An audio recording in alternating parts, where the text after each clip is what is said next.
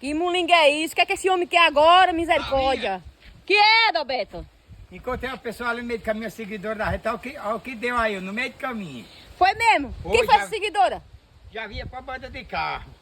Uma mulher que mora lá perto de Aí Campina. não veio não, foi? Veio não, mora lá perto de Campina. Veio, vinha para cá, mas como eu encontrei no caminho, ela me entregou no caminho. Por que tu não deixou ela vir pra nós tomar um cafezinho, rapaz? É para coisa linda, né? Que é isso? Rapaz, isso é o que eu conheço pro Jirimu, né? Não sei não, vamos comer.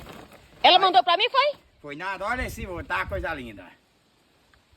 Eita, que bichão. Olha, galera, que eu ganhei de uma seguidora.